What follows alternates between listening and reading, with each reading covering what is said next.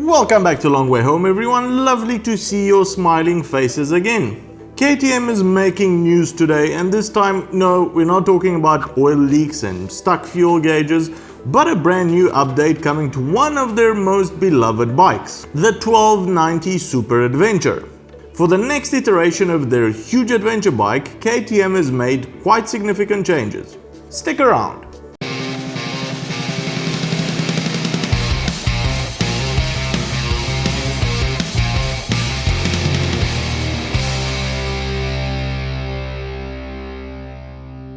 The 2020 iteration of the KTM 1290 Super Adventure has been spotted testing.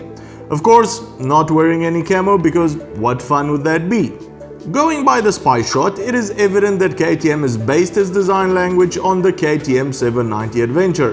There is a slightly larger fairing covering most of the engine, and KTM has transplanted the low-mounted fuel tank design of the 790 Adventure, helping disguise the bike's bulk by keeping its center of gravity low and reducing the size between the rider's legs. All good design decisions in my opinion, since the 790 Adventure looks very good and the lower center of gravity and the narrower seat make the bike easier to control, especially if you decide to take it off-road.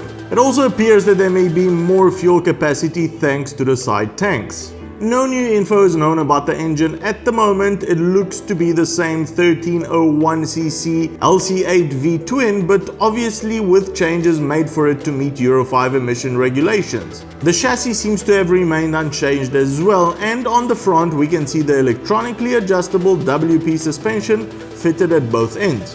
Now, the most interesting change so far that you'll notice is the new headlight configuration. It's changed to be full LED, it is now a lot larger, it is ginormous, which really goes against the trend of LED headlights becoming smaller and more integrated into a bike's bodywork. This being KTM's premium adventure offering could mean that the increased size is due to them adding more powerful cornering lights. But the real interesting bit is the large cutout at the bottom of the light array. KTM is apparently adding a new adaptive cruise control, one of the high-tech features demonstrated by them last year.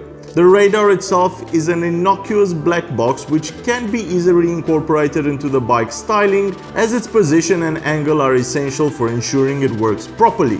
Its aim is to provide riders with a system that will detect vehicles in front of the motorcycle and modulate throttle output while using the front brake when necessary to maintain a 2-second gap.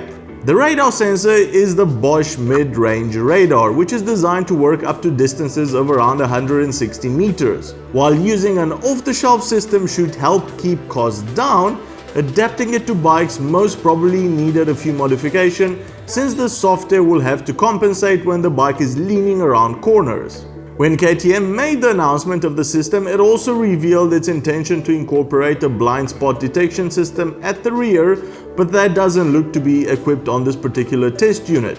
That hole that the radar unit is housed in may eventually be covered with material invisible to radar, as it is on similarly equipped cars, since at the moment it's a bit of an eyesore. As with previous generations of the Super Adventure, there will be two versions for sale. The bike in the photos is probably the road-oriented S model, a more hardcore R model with a 21-inch front and an 18-inch rear spoked wheel, and more off-road protection will be up for grabs as well.